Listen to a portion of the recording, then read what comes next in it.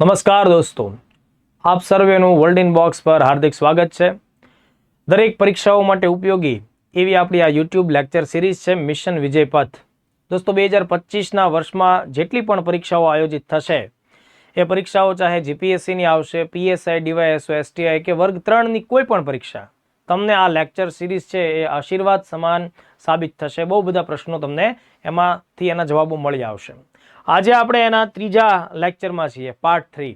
અને આજનો આપણો જે લેક્ચર છે એની ઇન્ડેક્સ, એના જે અગત્યના ટોપિક્સ આપણે ધ્યાને રાખવાના છે એ છે એક્સરસાઇઝ મૈત્રી 2024. સાથોસાથ આપણે ગવર્મેન્ટ ઈ માર્કેટ પ્લેસ, એટલે તેને આપણે જેમ પોર્ટલ કહેતા હશું, આ ખૂબ આઈએમપી છે, એને પણ ધ્યાનમાં રાખીશું. ત્યારબાદ કલ્પના 1 સેટેલાઇટ વિશે આપણે વાત કરવાની છે આ લેક્ચરમાં. અને મે 2024માં મતલબ કે રિસેન્ટલી, તાજેતરમાં વિશ્વના ટોપ 500 સુપર કોમ્પ્યુટર્સની નવી યાદી, 69મી યાદી જાહેર થઈ છે. તો તેમાં આપણે જોશું કે વિશ્વના ટોપ 10 સુપર કોમ્પ્યુટર્સમાં કયા દેશના કયા સુપર કોમ્પ્યુટરનો સમાવેશ થાય છે, વત્તા ભારતના કયા કયા સુપર કોમ્પ્યુટર્સ વિશ્વના શક્તિશાળી 500 સુપર કોમ્પ્યુટર્સની યાદીમાં સ્થાન પામવામાં સફળ નીવડેલા છે, એને પણ જોશું. અને ખૂબ આઈએમપી, ઇસરો દ્વારા રીયુઝેબલ લોન્ચ વ્હીકલ પુષ્પકનો પ્રયોગ કરવામાં આવ્યો છે અને આ લગાતાર ત્રીજો પ્રયોગ સફળ થયો છે, તો એની પણ ડિટેલને આપણે ચકાસીશું. સૌથી પહેલા એક્સરસાઇઝ મૈત્રી 2024 વિશે આપણે કેટલીક વિગતો ભેગી કરીએ. દાખલા તરીકે દોસ્તો, મેં તમને અગાઉના લેક્ચરમાં પણ વાત કરેલી છે કે અત્યારની પરીક્ષાઓમાં ખાસ કરીને ગુજરાતમાં તો આપણને અલગ અલગ દેશો સાથેની સૈન્ય કવાયત, પછી આર્મીની હોય, નેવી કે વાયુસેના હોય, એમાંથી સવાલો અચૂકપણે આવે છે.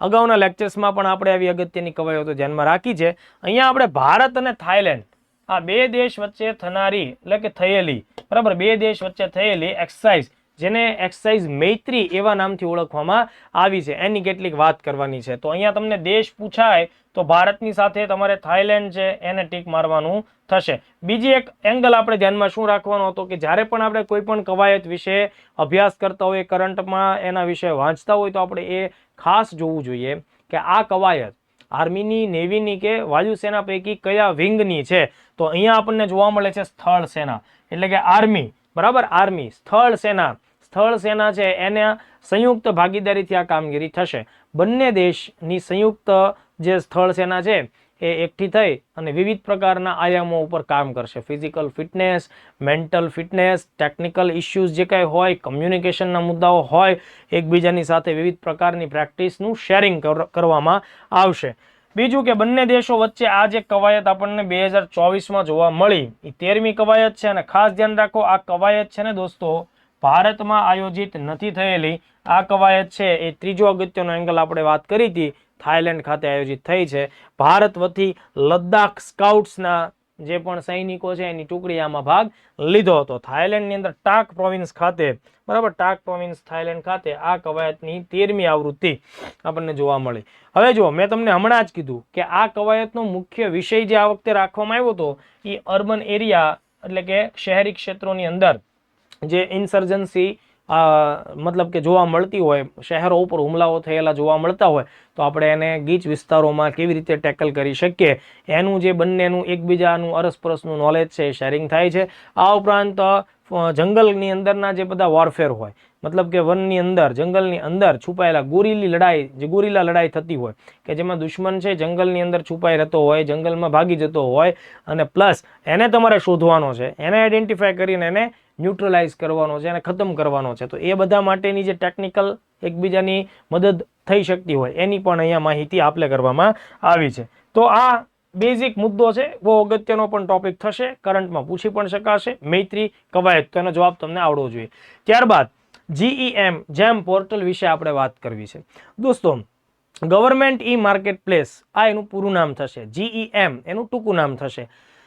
તો સીધી વસ્તુ છે કે જેમ તમે લોકો કોઈ પણ વસ્તુ ઓનલાઈન ખરીદી કરવા માટે અલગ અલગ વેબ પોર્ટલનો ઉપયોગ કરો છો, દાખલા તરીકે તમે કોઈ પણ વસ્તુ ખરીદવા માટે થઈને એમેઝોન કે ફ્લિપકાર્ટ અથવા બીજી એવી ઘણી બધી વેબસાઇટ છે એનો ઉપયોગ કરતા હો છો, બરાબર છે. તો એમાં તમને શું મળે છે? વેરાયટીઝ મળે છે. ઘણી બધી પ્રોડક્ટ્સની વેરાયટીઝ તમારી પાસે ઉપલબ્ધ હોય છે. એ સમયે તમે એમાં ભાવતાલ કરી શકો છો, ડિસ્કાઉન્ટ ઓફર વગેરે મળતું હોય તો એ પણ તમે એમાં જોઈ શકો છો. વેચે છે કોણ એ તમે જાણતા નથી, વેચનારને ઓળખતા નથી, પણ તમે જસ્ટ એની માહિતી પ્રાપ્ત કરી અને એના ઉપરથી તમને ફિઝિબલ જે પરવડતું હશે એ પ્રકારના તમે ઓર્ડર કરવાના છો. હવે ઘટના શું થશે દોસ્તો, માનો કે તમે જેમ પર્સનલ તમારા અંગત જીવનમાં ખરીદી માટે ઓનલાઈન વેબ પોર્ટલનો ઉપયોગ કરો છો, એવી જ રીતે ભારત સરકારે એક એવું પોર્ટલ બનાવ્યું છે કે જેના ઉપરથી સરકારી કચેરીઓ, સરકારી મંત્રાલયો, સરકારી વિભાગો, જાહેર સાહસની કંપનીઓ એટલે કે પબ્લિક સેક્ટર અંડરટેકિંગ્સ, આવા બધા જે યુનિટ ચાલતા હોય એમને પોતાની રૂટીન પ્રવૃત્તિઓમાં જ્યારે પણ જે પણ વસ્તુઓની જરૂરિયાત ઊભી થાય છે, દાખલા તરીકે એમને કોઈ ફર્નિચર તૈયાર કરાવડાવવું છે, બરાબર, એમને કોઈ લાઇટિંગ્સની જરૂર પડે છે, એસી, કુલર, પંખાની જરૂર પડે છે, કોઈ પણ પ્રકારના સ્ટેશનરી મટીરિયલની જરૂર પડે છે, તો એમણે અત્યાર સુધી જે રીતે એ લોકો ઓફલાઈન બજારમાંથી વસ્તુઓ મંગાવતા હોય, એના ટેન્ડર બહાર પડતા હોય, તો એવા જે કલ્ચરમાં કંઈક ને કંઈક ભ્રષ્ટાચાર વગેરે પણ છુપાયેલો રહેતો હોય, વસ્તુઓની ગુણવત્તા સાથે પણ કંઈક ને કંઈક સમજૂતીઓ એમાં થઈ જતી હોય, તો આવા ભ્રષ્ટાચારને ઘટાડવા માટે અને દેશના તમામ વર્ગને એમાં યોગ્ય રીતે પાર્ટિસિપેન્ટ મળે, બધા વેપારીઓ પોતાની વસ્તુઓ સરકારને વેચી શકે, એના માટે થઈને સરકારે જેમ પોર્ટલનો વિકાસ કર્યો છે. એનો સીધો મતલબ એમ થશે કે ભાઈ સરકારની કચેરીઓ જે હોય, બરાબર, સરકારના મંત્રાલયો જે હોય, સરકારના વિભાગો હોય, સરકારના ખર્ચે જાહેર ખર્ચથી ચાલતી બધી કંપનીઓ હોય, દાખલા તરીકે BSNL એક PSU તરીકે તમારે ધ્યાનમાં રાખવાની, એવી કેટલી PSU હોય, એ બધાએ પોતાની ઓફિસની જરૂરિયાતો છે ને દોસ્તો, એ આ પોર્ટલ ઉપરથી કરવાની રહેશે. પછી એવું નહીં કે સરકારમાં નોકરી કરતો માણસ હોય તો એને પેન્ટ શર્ટ અહીંથી મગાવવાના છે, એને ઓફિસની સ્ટેશનરી, ખુરશી, ફર્નિચર, લાઇટ, પંખા, એસી, કાગળ, પેન, કોમ્પ્યુટર, પ્રિન્ટર, તમામ વસ્તુઓ છે એ જેમ પોર્ટલ ઉપરથી લાવવાનું રહેશે. તો જેમ પોર્ટલ આપણા માટે બહુ અગત્યનો મુદ્દો થઈ જાય છે. ગવર્મેન્ટ ઈ માર્કેટ પ્લેસ, તો આ એક ઓનલાઈન માર્કેટ પ્લેસ છે. આમાં આપણા દેશની કોઈ પણ કંપની પોતાની પ્રોડક્ટ શો કરી શકે છે, રજીસ્ટર કરાવીને. નાની એવી કંપની હોય, નવું સ્ટાર્ટઅપ હોય, મહિલાઓ દ્વારા સ્થાપિત થયેલા ઉદ્યોગો હોય, એ બધા લોકો પોતાની ઓનલાઈન પ્રોડક્ટ અથવા તો સર્વિસ જે છે, એટલે કે વસ્તુઓ કે સેવાઓ, એ આ માર્કેટ પ્લેસ ઉપર મૂકી શકે છે. હવે આપણે બીજું શું ધ્યાનમાં રાખવું જોઈએ કે ભાઈ ચલો ભાઈ, આ પ્રકારની સિસ્ટમ તો સારી છે, તમે ઓનલાઈન ખરીદી કરી શકો છો ઓફિસની, બરાબર, અને એમાં તમારો ટાઈમ પણ બગડતો નથી, તમને ચોઈસ પણ મળે છે. આ કામ ચાલુ ક્યારે થયું ભાઈ? 2016માં થયું. 2016માં ભારત સરકારે ગવર્મેન્ટ ઈ માર્કેટ પ્લેસ છે એ લોન્ચ કર્યું. તો આ બધી મેં તમને બેઝિક વાત કીધી. હવે બીજા ટેકનિકલ મુદ્દાઓ તમે ધ્યાન રાખો.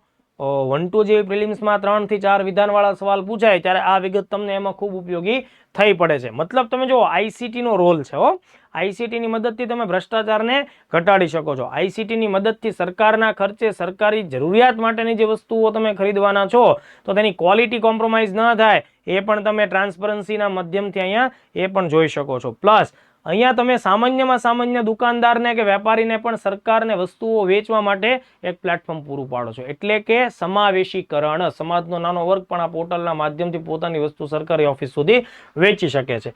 હવે શું યાદ રાખવું જોઈએ? પહેલા તો આ જે પોર્ટલ છે ને ભાઈ, આ આખી વેબસાઇટ પોર્ટલ છે, એની સામાન્ય વ્યાખ્યા આ રીતે પણ થઈ શકે. માનો કે આવું પણ તમને પરીક્ષામાં પૂછી શકાય.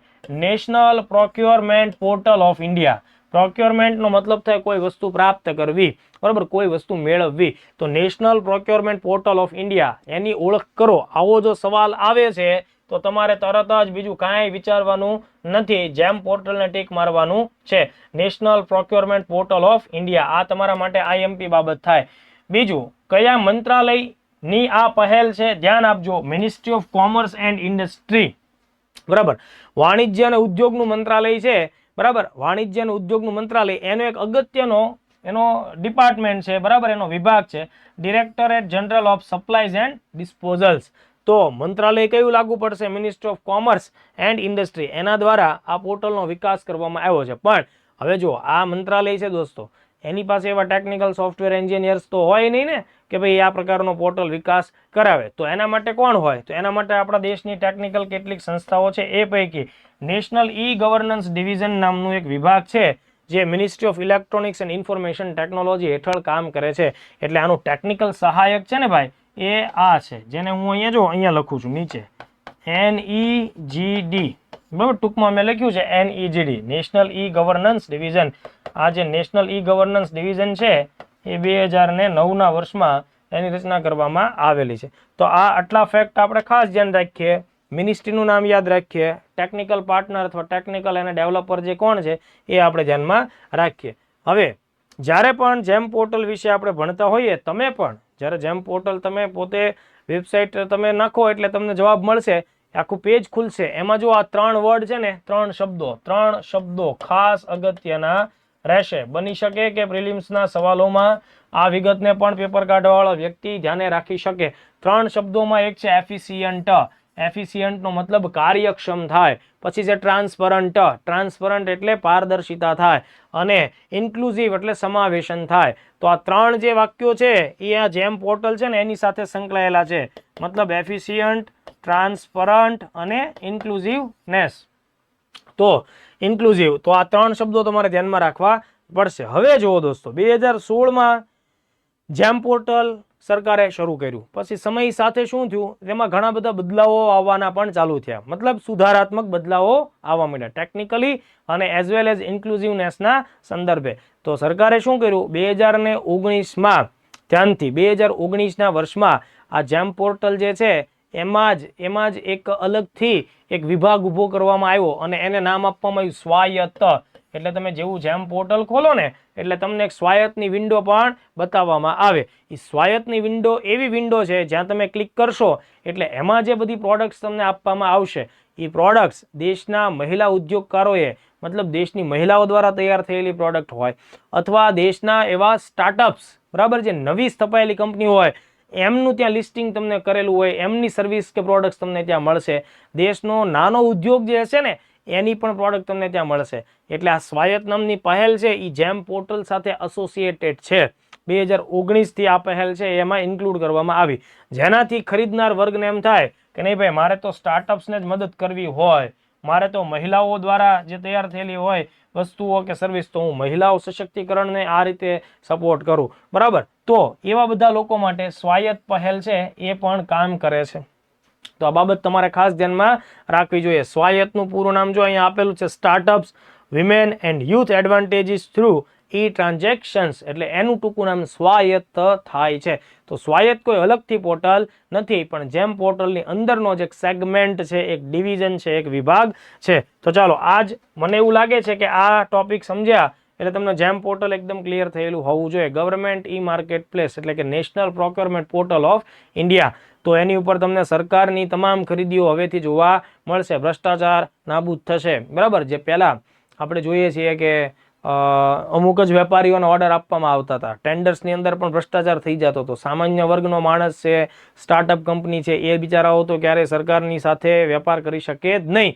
તો એ બધાનું નિરાકરણ આપણને ઓનલાઈન પોર્ટલના માધ્યમથી મળે છે. ચાલો, ત્યારબાદ 3.3 ટોપિક જોઈએ, કલ્પના 1 સેટેલાઇટ. દોસ્તો, ઘણી બધી વખત પરીક્ષામાં પૂછાયેલો એકદમ આઈએમપી ઉપગ્રહ છે. દોસ્તો, કલ્પના 1 આ ઉપગ્રહનું જ્યારે આપણે નામ બોલીએ, જો કે અત્યારે તો એ રિટાયર્ડ છે, અત્યારે કાર્યરત નથી, પણ એમ છતાંય તે મારે તમને આજ જે કંઈ વિગત આપવાની છે એના આધારે ભવિષ્યની કોઈ પણ પરીક્ષાઓમાં કલ્પના 1 અથવા તો એનું મૂળ નામ હતું મેટસેટ 1 સેટેલાઇટ, તો એનો સવાલનો જવાબ હંમેશા તમારો સાચો પડશે. દોસ્તો, આ એક પ્રકારનો આબોહવાના અભ્યાસ સાથે, મોસમના અભ્યાસ સાથે સંકળાયેલો સેટેલાઇટ હતો. 2002ના વર્ષમાં ભારતે કલ્પના 1 એટલે કે એનું ઓરિજિનલ નામ હતું મેટસેટ 1 તેને લોન્ચ કર્યું. હવે મેટસેટ 1 જ્યારે લોન્ચ થશે એના થોડા મહિનાઓ પછી જ તે કલ્પના ચાવલાનું આકસ્મિક નિધન થશે, બરાબર છે. અવકાશ યાત્રી કલ્પના ચાવલાનું આકસ્મિક નિધન થશે 2003ના 1 ફેબ્રુઆરીના દિવસે.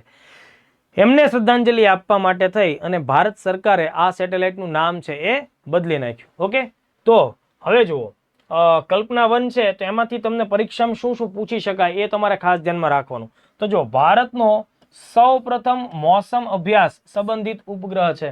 મોસમ અભ્યાસ સંબંધિત ઉપગ્રહ એટલે આ મોસમ અભ્યાસ છે ને દોસ્તો, એટલે આપણે એને શું કહી શકીએ, વેધર સ્ટડી, બરાબર. વેધર સ્ટડી માટેનો પહેલો સેટેલાઇટ હતો. ક્યારે લોન્ચ કરવામાં આવ્યો? 2002માં. એટલે કે સાહેબ આ તો બહુ જ જૂનો, મતલબ કે 22 વર્ષ જૂનો સેટેલાઇટ છે. ઓકે, તો કોઈ વાંધો નથી, બરાબર. 2002માં એને લોન્ચ કરવામાં આવ્યો 12મી સપ્ટેમ્બરના દિવસે. કોણ લોન્ચ કરે છે? તો કે ભાઈ ભારત લોન્ચ કરે છે. જો વિધાનવાળા પ્રશ્નોમાં આ બાબતને આપણે ખાસ પકડવી જ પડશે. ઓકે, વિધાનવાળા સવાલોમાં આ વાતને ખાસ ધ્યાનમાં રાખવાની કે ભારતે PSLV-C4 પ્રક્ષેપણ યાન, બરાબર, આને તમે પ્રમોચન યાન કહી શકો છો અથવા પ્રક્ષેપણ યાન પણ કહી શકાય. અંગ્રેજીમાં તેને સેટેલાઇટ લોન્ચ વ્હીકલ SLV આપણે કહી શકીએ. મતલબ એવું ટેકનિકલ સંસાધન કે વ્હીકલ કે જે પોતે કોઈ ઉપગ્રહને અવકાશ સુધી લઈ જઈ શકે છે. તો આપણે એના માટે SLV શબ્દ વાપરીએ. ગુજરાતીમાં બે શબ્દો આપણને મળે છે, પ્રક્ષેપણ યાન અને પ્રમોચન યાન. બે શબ્દોમાંથી કોઈ પણ શબ્દ મુખ્ય પરીક્ષા લગતા વિદ્યાર્થીઓ વાપરી શકે છે. હવે જો આ PSLV છે ને, PSLV-C4 વડે આપણે એને લોન્ચ કર્યું. હવે જનરલી PSLV બહુ વધારે ઊંચાઈ ઉપર સેટેલાઇટને લઈ જઈ શકતા નથી. સામાન્ય રીતે નિમ્ન ભૂકક્ષામાં 2000 કિલોમીટર કે એનાથી નીચેના ક્ષેત્રોમાં તે સેટેલાઇટને લોન્ચ કરતા હોય. આવા કોન્સેપ્ટ સાથે PSLV નો વિકાસ કરવામાં આવ્યો હતો. પણ PSLV જો તમે એને 1425 kg થી ઓછા વજનવાળો કોઈ સેટેલાઇટ આપશો તો PSLV પોતે એટલું સક્ષમ છે કે એ પૃથ્વીના વિષુવવૃત્તને સમાંતર 36,000 કિલોમીટરના ઊંચાઈ સુધીના ભૂસ્થિર ક્ષેત્રમાં પણ સેટેલાઇટને લઈ જઈ શકે છે.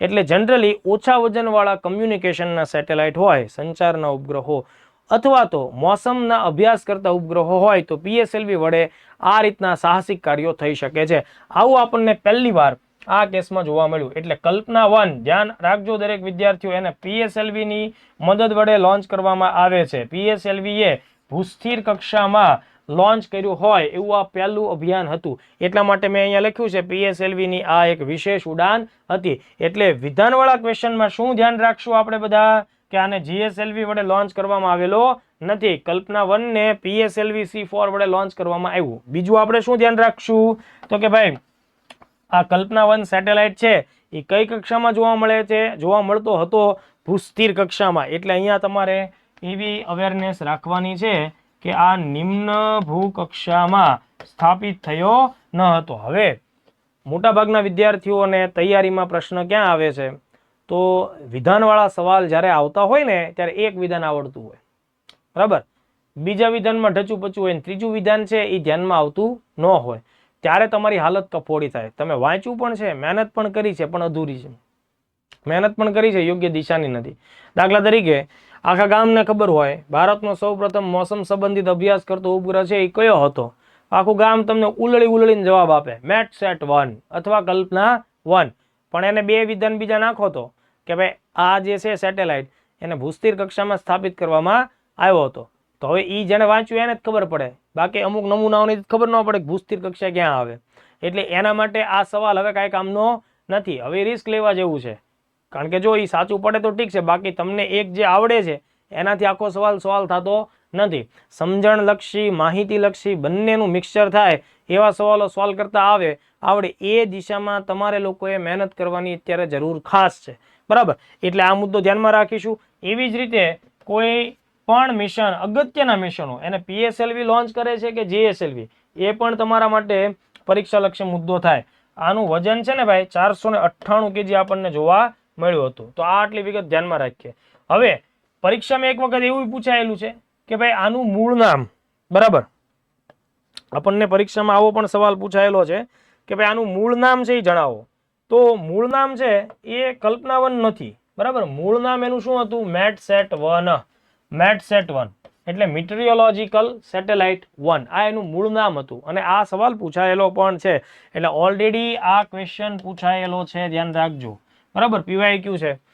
તો તમને એમ થાય કે સર એનું નામ METSAT-1 હતું તો 2002માં એનું નામ METSAT-1 હતું તો શા માટે એને કલ્પના 1 કરવામાં આવ્યું? તો મેં તમને હમણાં વાત કરી કે ભાઈ જુઓ આ સેટેલાઇટ છે એનું નામ બદલાવા પાછળની ઘટના 1 ફેબ્રુઆરી સાથે સંકળાયેલી છે. 1 ફેબ્રુઆરી 2003 તો અમેરિકા તરફથી અવકાશમાં એક મિશન મોકલવામાં આવ્યું હતું અને એ જે મિશન છે એ કોલંબિયા સ્પેસ શટલ લઈ અને ગયું હતું. કોલંબિયા સ્પેસ શટલ લઈને એ મિશન ગયું હતું. તેમાં ટોટલ છે ને 7 જેટલા અવકાશ યાત્રીઓનો સમાવેશ થતો હતો. હવે આ 1 ફેબ્રુઆરી 2003ના દિવસે શું ઘટના થઈ એક્ઝેક્ટલી એ તો દુર્ઘટના જ છે કે આ 7 અવકાશ યાત્રીઓવાળું કોલંબિયા મિશન છે એ કમ બેક ટુ અર્થ એટલે કે પૃથ્વીના વાતાવરણમાં જ્યારે રી એન્ટર થાય છે ત્યારે આકસ્મિક રીતે એ સળગી ઉઠે છે અને ધડાકા સાથે બ્લાસ્ટ સાથે તૂટી જાય છે અને એ 7 અવકાશ યાત્રીઓના કરુણ નિધન થાય છે. એનાથી સમગ્ર માનવ જાતિએ અગત્યના 7 માણસો ગુમાવ્યા. એ પૈકી એક વ્યક્તિ હતા, એ ભારતીય મૂળના અમેરિકન નાગરિક હતા, કલ્પના ચાવલા. આ કલ્પના ચાવલા છે બરાબર, એમનો જન્મ ભારતમાં હરિયાણા રાજ્યમાં કરનાલ ખાતે થયો હતો. એ ભારતીય નાગરિક હતા, પણ આગળ જતાં એમણે ભારતની નાગરિકતા છોડી અને અવકાશ યાત્રી તરીકેની કરિયરને આગળ વધારવા માટે એ અમેરિકાના નાગરિક બની ચૂક્યા હતા. અને કલ્પના ચાવલા અગાઉ એક વખત સ્પેસમાં જઈ આવ્યા હતા અને આ એમની બીજી મુલાકાત હતી. બીજી વખતની જે એનું જે સ્પેસ મિશન હતું, જ્યારે રિટર્ન થતું હતું ત્યારે કોલંબિયા દુર્ઘટનામાં એમનું નિધન થયું. હવે એમનું નિધન 1 ફેબ્રુઆરી 2003ના દિવસે થયું. ભારતીય મૂળના નાગરિક હોવાને લીધે બરાબર, ભૂતકાળમાં તો ભારતના નાગરિક હતા એટલે ભારતની સંવેદના પણ કલ્પના ચાવલા સાથે જોડાયેલી હોય તો તત્કાલીન પ્રાઇમ મિનિસ્ટર અટલ બિહારી વાજપેયી સાહેબ છે, તો વાજપેયીજીએ કલ્પના ચાવલાજી છે એમને શ્રદ્ધાંજલિ આપવાના ભાગ સ્વરૂપે 5મી ફેબ્રુઆરી 2003ના દિવસે આ મેટસેટનું નામ ઓફિશિયલી બદલી અને કલ્પના 1 કરવામાં આવ્યું. 2017 બાદ આ સેટેલાઇટ છે એ કાર્યરત નથી, એટલે 2017 સુધી એનું કામ આપણને જોવા મળ્યું. એટલે લગાતાર 15 વર્ષ જેટલો ટાઈમ આ સેટેલાઇટે આપ્યો. જનરલી છે ને દોસ્તો, કોઈ પણ સેટેલાઇટનું સરેરાશ આયુષ્ય છે એ તમને જોવા મળશે 10 વર્ષ, બરાબર, 10 વર્ષ સુધીનો સમય મળે. 10 થી 12 વર્ષની વચ્ચે તો સેટેલાઇટ છે લગભગ રિટાયર્ડ થઈ જતા હોય, બરાબર, પણ રેર કેસમાં તમને વધારે ટાઈમ પણ મળે અને અમુક એવા અપવાદ કેસમાં 2-4 વર્ષમાં એ સેટેલાઇટ ખરાબ થાય એના પણ એક્ઝામ્પલ આપણને મળતા હોય. ચાલો, તો 3.3 સુધીની ચર્ચા આઈ થિંક તમને ક્લિયર થઈ ગઈ. તમારે હવે આ કલ્પના 1 સેટેલાઇટ છે ને એના વિશે બીજી કોઈ વિગત ઘટતી નથી, એટલું જો યાદ રહી જાય છે અને આની પીડીએફ તમે સાચવી રાખો છો તો એક્ઝામમાં રિવિઝનથી તમારું કામ થઈ જશે. પછી જુઓ, આગળનો ટોપિક મારે જોવો છે ટોપ 10 super computers of the world, અને એની સાથે ભારતના પણ ટોપ 4 સેટેલાઇટ જે સુપર કોમ્પ્યુટર છે એને પણ ધ્યાનમાં રાખીશું. જુઓ દોસ્તો, દર વર્ષે જર્મની ખાતે એક સંસ્થા, એક ઓર્ગેનાઇઝેશન છે, એનું નામ છે ટોપ 500. તેના દ્વારા દર વર્ષે વિશ્વના 500 સૌથી ઝડપી એટલે કે શક્તિશાળી સુપર કોમ્પ્યુટર્સ વિશેની યાદી ડિક્લેર કરવામાં આવતી હોય છે. આવી યાદી જનરલી મે મહિનામાં ડિક્લેર થાય છે અને બીજી એવી એક યાદી દર વર્ષે નવેમ્બરમાં પણ ડિક્લેર થાય છે. પણ છેલ્લા 1 વર્ષમાં 2 વખત આવી યાદી બહાર નથી પડેલી. જનરલી બે વખત આવી યાદી બહાર પડતી હોય છે. મેં હમણાં તમને જણાવ્યું, મે જૂનમાં એક યાદી આવે અને એક નવેમ્બર આસપાસમાં યાદી આવે, પણ છેલ્લા 1 વર્ષમાં માત્ર એક જ વખત આ યાદી આવી છે. એટલે છેલ્લે મે 2023માં યાદી આવી હતી અને હવે હમણાં મે 2024માં આવી યાદી ડિક્લેર કરવામાં આવેલી છે, બરાબર. આવી યાદી આપવાની શરૂઆત છે 1993થી થઈ. કઈ સંસ્થા કરે છે? એ સંસ્થાનું નામ જ છે ટોપ 500. આ ટોપ 500 છે એ કયા દેશમાં કામ કરે છે, કયા દેશથી કામ કરે છે? જર્મની ખાતેથી કામ કરે છે. લેટેસ્ટ યાદી ક્યારે આવી? મે 2024માં. તો આ જે યાદી આવી એ કેટલામી યાદી છે? 69મી વખતની યાદી આપણને જોવા મળે છે. 69, બરાબર, 69મી વખતની યાદી. હવે જુઓ, તમને જાણીને નવાઈ લાગશે, પણ અમેરિકા સૌથી વધુ સંખ્યામાં સુપર કોમ્પ્યુટર્સ ધરાવે છે. વિશ્વના ટોપ 500 સુપર કોમ્પ્યુટર્સ પૈકી 171 સુપર કોમ્પ્યુટર્સ ટોપ 500ના અમેરિકા એકમાત્ર દેશ ધરાવે છે. બીજા નંબર ઉપર જાપાન છે અને ત્રીજા નંબર ઉપર ચીન છે, બરાબર. તો આ ટોપ 3 દેશો છે કે જેના સૌથી વધુ સુપર કોમ્પ્યુટર્સ છેલ્લી યાદી મુજબ આપણને જોવા મળ્યા, બરાબર. તો એ એક વિગત ધ્યાન રાખીએ. હવે જો ટોપ 10 વાળામાંથી તમને 1, 2, 3ના નામ તો ખાસ યાદ રહેવા જોઈએ. અત્યારના સમયે તમને કોઈ પૂછે કે વિશ્વનું સૌથી ઝડપી સુપર કોમ્પ્યુટર કયું, તો અમેરિકાનું ફ્રન્ટિયર છે એ વિશ્વનું સૌથી ઝડપી સુપર કોમ્પ્યુટર છે.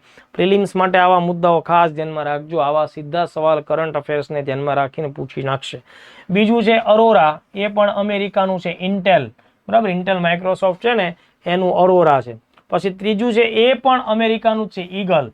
તો જુઓ, ટોપ 3 છે, બરાબર, ટોપ 3 એ ટોપ 3 અમેરિકાના જ છે, ફ્રન્ટિયર, અરોરા, ઈગલ. પછી જાપાનનું ફુગાકુ છે, જે તે સમયે વિશ્વનું પહેલા નંબરે ગણાતું હતું, એ અત્યારે કયા નંબરે છે? 4થા નંબરે. એવી રીતે ઉત્તર ધ્રુવ નજીકના દેશોમાં સ્કેન્ડિનેવિયન કન્ટ્રીઝમાં ફિનલેન્ડ છે એનું છે લુમી નામનું સુપર કોમ્પ્યુટર. તો આ 1 થી 5 થયા, ફ્રન્ટિયર, અરોરા, ઈગલ, ફુગાકો અને લુમી. પછી સ્વિટ્ઝરલેન્ડ છે યુરોપિયન કન્ટ્રી, એને આલ્પ્સ નામનું, આલ્પ પર્વતમાળાનું નામ તમે સાંભળ્યું હશે, એના નામ ઉપરથી સુપર કોમ્પ્યુટરનું નામ બનાવ્યું છે. ઇટલી છે એનું લિયોનાર્ડો. તો તમે જોઈ શકો છો દોસ્તો, જો આ ફિનલેન્ડ, સ્વિટ્ઝરલેન્ડ, ઇટલી, આ બધા યુરોપીય કન્ટ્રીઝ કહેવાય, બરાબર. આ જાપાન એશિયાનું, બાકી અમેરિકા. એટલે અમેરિકા, યુરોપ એ બધા આવા ટેકનિકલ ફિલ્ડમાં ઘણા બધા આગળ છે. સ્પેન પણ યુરોપીય દેશ છે, બરાબર. તો સ્પેનનું મેર નોસ્ટ્રમ છે એ ત્યાંનું સુપર કોમ્પ્યુટર છે. અમેરિકાનું સમિટ છે દોસ્તો, એ 9મા નંબરે પહોંચી ગયું છે, બરાબર. અમેરિકાનું સમિટ જે તે સમય પહેલા નંબરે ગણાતું, અને એ જ રીતે 10મા નંબર ઉપર એનવીડિયા છે એનું DGX સુપર POD છે એ 10મા નંબરે. તો ટોપ 10માં આપણને શું જોવા મળે છે, તો કે ટોપ 10ની અંદર અમેરિકાના જ તમે જુઓ તો 5 સુપર કોમ્પ્યુટર્સ તો અમેરિકાના જ છે, 1 થી 3 અને છેલ્લા 2, બરાબર. તો ટોપ 10માં કોનો કબજો છે? અમેરિકાનો. પછી યુરોપીય દેશોનો. યુરોપીય દેશોમાં જુઓ ફિનલેન્ડ, સ્વિટ્ઝરલેન્ડ, ઇટલી અને સ્પેન, બરાબર. તો 4 તો યુરોપના છે, 5મું કોણ છે, મતલબ કે પછી કોણ છે, તો કે એશિયાનો એક જ દેશ છે ટોપ 10માં, જાપાન. તો હવે તમને 500 સુપર કોમ્પ્યુટરના નામ વાંચવાની બિલકુલ જરૂર નથી.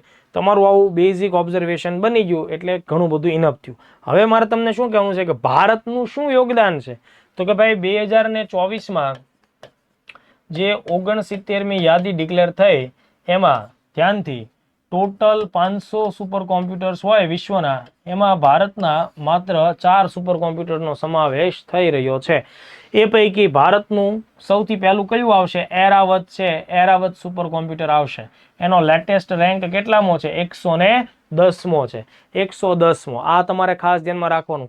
જો 2023માં છે ને, 2023માં એરાવત છે એનો રેન્ક 75મો હતો, પણ 2024માં એરાવત કેટલામાં રેન્કે ઘૂસી ગયું? 110મા રેન્કે ઘૂસી ગયું. અને ઓલરેડી આ રેન્ક છે આ પૂછાઈ ગયો છે સવાલ, બરાબર. આ સવાલ પૂછાઈ ગયો છે 2023નો, તેનો રેન્ક પરીક્ષામાં આવી ગયો. તો આ ધ્યાનમાં રાખશો. એરાવત છે સુપર કોમ્પ્યુટરનું નામ છે. જનરલી તમે એરાવત સાંભળો એટલે તમને એમ થાય કે હાથીની કોઈક નવી પ્રજાતિ દેશમાં ઘૂસી ગઈ હશે, બરાબર. તો એરાવત છે એ સુપર કોમ્પ્યુટર, આ વખતનો એનો રેન્ક પરીક્ષામાં પૂછી શકાય, 110મો. આ વાત ધ્યાનમાં રાખજો. તો આ એરાવત અત્યારે ક્યાં કામ કરે છે? સીડેક ખાતે. સીડેક ક્યાં આવ્યું છે? સીડેકની મેઇન ઓફિસ પૂના ખાતે છે. સીડેક એટલે શું થાય, તો કે ભાઈ centre for development of advance computing, બરાબર. પૂના ખાતે તેનું હેડક્વાર્ટર આવેલું છે. પછી ટોપ 500માં ચલો એક તો મને કે ક્લિયર થઈ ગયું છે સાહેબ કે એરાવત છે 110મા નંબરે છે અને સીડેકની પૂના ખાતેની જે હેડ ઓફિસ છે ત્યાં કામ કરે છે. મને બીજું જણાવો તો બીજું સુપર કોમ્પ્યુટર છે જે ટોપ 500માં 185મા નંબર ઉપર આવ્યું છે અને એનું નામ છે પરમ સિદ્ધિ. તો તમે ધ્યાન આપો, પરમ સિદ્ધિ AI આર્ટિફિશિયલ ઇન્ટેલિજન્ટ. તો એરાવત અને પરમ સિદ્ધિ આ બંને તમને ક્યાં જોવા મળે છે? સીડેકની પૂના ખાતેની ઓફિસમાં. તો જો 110 અને 185 નંબર. પછી કયું આવે છે તો કે ભાઈ આબોહવાના અભ્યાસ સાથે સંકળાયેલું પ્રત્યુષ નામનું સુપર કોમ્પ્યુટર 230મા રેન્ક ઉપર છે. 230માં પ્રત્યુષ છે, 185 ઉપર પરમ સિદ્ધિ છે, 110 ઉપર એરાવત છે. આ પ્રત્યુષ ક્યાં આવ્યું છે તો કે સાહેબ એ પૂના ખાતે આવ્યું છે, પણ એ સીડેકમાં નથી. એ ઇન્ડિયન ઇન્સ્ટિટ્યૂટ ફોર ટ્રોપિકલ મિટીરિયોલોજી, બરાબર. ઇન્ડિયન ઇન્સ્ટિટ્યૂટ ફોર ટ્રોપિકલનો મતલબ ઉષ્ણકટિબંધીય ક્ષેત્ર, મિટીરિયોલોજી એટલે એની સાથે સંકળાયેલું તેનું આબોહવાનું આખું સ્ટ્રક્ચર. એટલે આ ઉષ્ણકટિબંધીય આબોહવાના અભ્યાસ માટેની ભારત સરકારની ડેડિકેટેડ સંસ્થા છે IITM પુણે. તો IITM પુણેમાં પ્રત્યુષ નામનું સુપર કોમ્પ્યુટર છે. જો પ્રત્યુષ છે ને એનો ગુજરાતી મતલબ સૂર્ય થાય, આ વાત તમારે ધ્યાનમાં રાખવાની. પ્રત્યુષ છે એ સૂર્યનું સમાનાર્થી થાય. તો આ પણ એક વિગત છે. પ્લસ ચોથા નંબરે કયું છે ભાઈ? 388મા નંબર ઉપર આવે છે મિહિર. મિહિર છે એ પણ સૂર્યનો જ સમાનાર્થી થાય.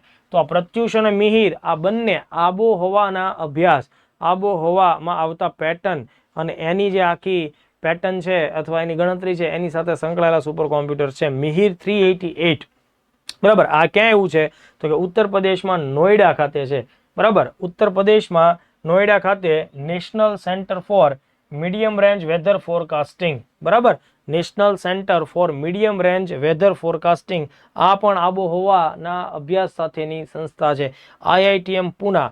હવે તમને લોકોને બીજો પણ એક એંગલ તમારે ધ્યાનમાં રાખવો જોઈએ.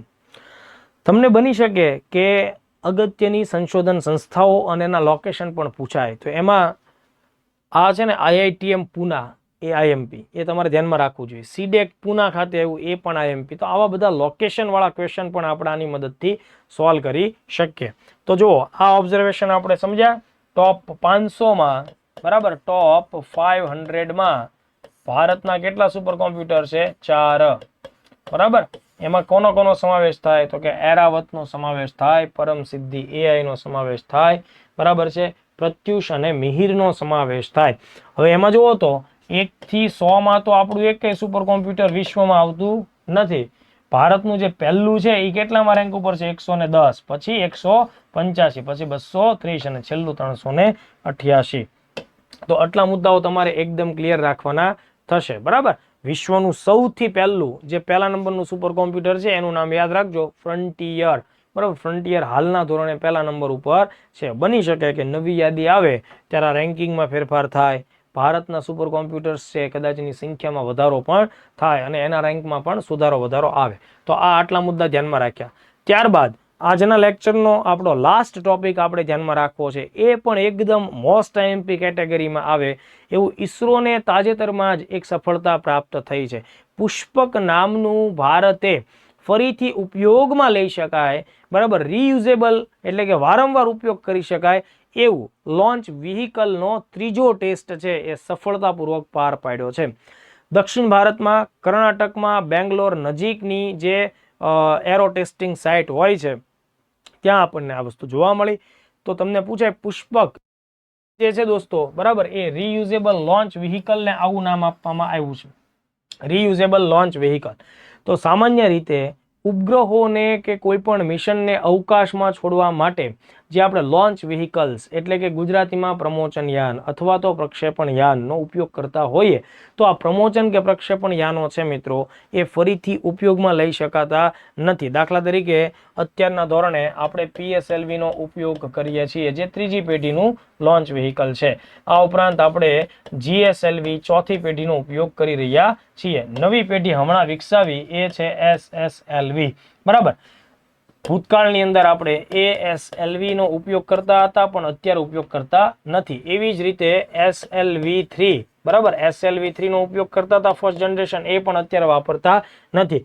તો કહેવાનો મારો મતલબ એમ છે કે ઈસરો દ્વારા વિકસિત પહેલી, બીજી, ત્રીજી, ચોથી અને અત્યારની SSLV નવી પેઢી, આ બધા જ કેવી ટેકનોલોજી છે? તો કે એક જ વખત તમે એનો ઉપયોગ કરી શકો છો. એના એન્જિન, એની બોડી પાર્ટ, એના સેન્સર્સ, એનો ફરીથી ઉપયોગ થઈ શકતો નથી. એટલા માટે ભારતને અવકાશના જે કાર્યક્રમો છે, અવકાશના જે બધા પહેલ છે એ બધા કોસ્ટલી પડે છે. તો હવે આપણે શું કરીએ, એક એવું વ્હીકલ બનાવવું જોઈએ કે જે માત્ર એક જ વખત ઉડાન ભરીને સેટેલાઇટને અવકાશમાં સ્થાપિત કરે એવું નહીં, પણ એ પાછું ત્યાંથી સહી સલામત પૃથ્વીના વાતાવરણમાંથી પસાર થઈને પાછું ધરતી ઉપર ભારતમાં એ રિટર્ન પણ થવું જોઈએ અને એને નુકસાની પણ ન થાય, બરાબર. અને તમે એને ફરીથી નાના મોટા સમારકામ સાથે રીયુઝ કરી શકો તો આપણો સ્પેસ કોસ્ટ મહદઅંશે ઘટી જાય. તો એના માટે ઈસરોએ શું કર્યું છે? કામગીરી ચાલુ કરી દીધી છે. જે વિદ્યાર્થીઓ મેઇન્સના લેક્ચર, મેઇન્સ જેમને આપવાની હોય એમને ખાસ ધ્યાન રાખવાનું, ઈસરોના ભાવિ લક્ષ્યાંકો ઉપર જ્યારે તમને સવાલ પૂછાય ત્યારે તમે એમાં આ વાતને પણ સામેલ કરી શકો છો કે ઈસરો ભવિષ્યમાં પુષ્પક નામનું રીયુઝેબલ લોન્ચ વ્હીકલ બનાવવા માટેનો પ્રયત્ન પણ કરે છે. એ પણ ઈસરોના કાર્યક્રમનો, ઈસરોની મહત્વાકાંક્ષાનો હિસ્સો છે. તો આ ઘટના ક્યારે બની દોસ્તો? જૂન 2024માં. એને કયા નામથી આપણે ઓળખીએ છીએ તમે ધ્યાન રાખજો, રીયુઝેબલ લોન્ચ વ્હીકલ. અને આ LEX છે એ લેન્ડિંગ એક્સપેરિમેન્ટ તરીકે આપણે એને ઓળખીશું. તો લેન્ડિંગ એક્સપેરિમેન્ટ, તો એને ઉપરથી છોડવામાં આવ્યું હતું ચીનુક હેલિકોપ્ટર વડે 4.5 કિલોમીટરની ઊંચાઈ ઉપરથી, અને એ ઓટોમેટિક વેમાં પોતાની જ રીતે કોઈ એક્સ્ટ્રા કમાન્ડ વગર એને સહી સલામત, મતલબ સેફ લેન્ડિંગ પાર પાડ્યું. તો આ પ્રકારની ઘટના છે અને એ કર્ણાટકની અંદર આપણને જોવા મળી છે. તો બની શકે કે આ પ્રશ્ન પૂછાય અને હમણાં જ આઈ થિંક જીઓલોજી ક્લાસ 2 માટેની જે ટેકનિકલ એક્ઝામ હોય એમાં આ સવાલ ઓલરેડી પૂછાઈ ગયો, કારણ કે એમાં પણ 100 પ્રશ્નો કેવા હોય, કોમન હોય છે જીએસના. બાકી 150, 100 કે બીજા 200 જે રીતની પરીક્ષા એ ટેકનિકલ હોય. તો આ જે છે ને આ જીએસની અંદર ઓલરેડી પૂછાયેલો ક્વેશ્ચન છે, એને ધ્યાનમાં રાખજો. આ કર્ણાટકની એરોનોટિકલ ટેસ્ટ રેન્જ બેંગ્લોર નજીક છે, ત્યાં પ્રયોગ થયો.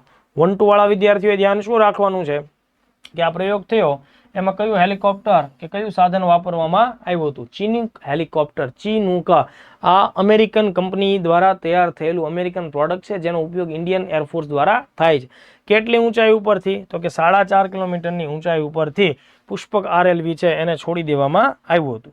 તો આટલા આઈએમપી મુદ્દા થઈ જાય. આમાં મોટા ભાગના તમારા વિધાનવાળા ક્વેશ્ચન્સનો પણ સમાવેશ થાય, પણ માની લો કે હજી કંઈક 1-2 મુદ્દા ધ્યાનમાં રાખવા હોય કે ત્યાંથી પેપર નીકળી શકે એમ હોય, તો એ પાંખો ધરાવતું વ્હીકલ છે, આ તમારે ધ્યાનમાં રાખવાનું.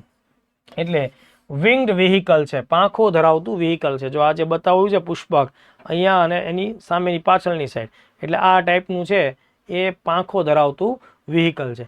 ઓટોનોમસ રીતે રનવે ઉપર એ ઉતરાણ કરે છે અને પોતે જે સ્થળે જવાનું છે, ઊભું રહેવાનું છે, એ નેવિગેશન પોઈન્ટ પણ શોધી શકે છે. એટલે એટલી એની ટેકનોલોજી છે કે ઓટોનોમસ વેમાં રનવે ઉપર ઉતરાણ પણ કરી શકે છે.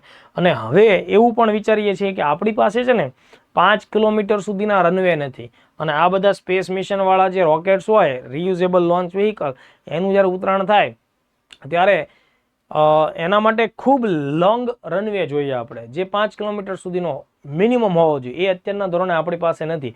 આપણા પાસે અત્યારના ધોરણે 2 કિલોમીટરની લંબાઈ સુધીના રનવે જોવા મળે છે. એટલે ઈસરો આગામી સમયમાં આ બધી જરૂરિયાતોને ધ્યાનમાં રાખીને પણ કામ કરશે. તો આ એક અગત્યનો ટોપિક મેં તમને સમજાવ્યો છે, બરાબર. પુષ્પક પ્રોજેક્ટ, પુષ્પક વિમાનનો પ્રોજેક્ટ છે, એટલે કે પુષ્પક રિયુઝેબલ લોન્ચ વ્હીકલનો ટોપિક છે. તો આજના આ લેક્ચરમાં આપણે અગત્યના 5 મુદ્દાઓ ધ્યાનમાં રાખ્યા છે દોસ્તો. તમે આ લેક્ચરને ખાસ જોજો, પ્લસ તમારા જેટલા પણ એવા તૈયારી કરતા સારા મિત્રો હોય એમની સાથે પણ વર્લ્ડ બોક્સના આવા સંનિષ્ઠ પ્રયત્નને શેર કરજો. તમે એક વાત હંમેશા યાદ રાખો કે વર્લ્ડ બોક્સના લેક્ચરમાં તમારા લોકોનો ટાઈમ બગડે એવો બિલકુલ પ્રયત્ન નથી હોતો, બરાબર. અમારું કામ છે તમને પિન પોઈન્ટ અભ્યાસના મુદ્દાઓ સમજાવવા, કારણ કે ટાઈમ તમારી અને અમારી બંનેની પાસે ઓછું છે. મનોરંજન માટે આપણે લોકો બીજા કેટલાય ઓપ્શન્સ વિચારી શકતા હોઈએ છીએ, પણ અભ્યાસ માટે, સારા અભ્યાસ માટે સારી ક્વોલિટીવાળી જ યુટ્યુબ ચેનલ છે એને તમારે સબસ્ક્રાઈબ કરેલી રાખવી જોઈએ. ચલો પાછા ફરીથી ચોથા લેક્ચરમાં ભેગા થશું. જય ભારત, જય હિન્દ.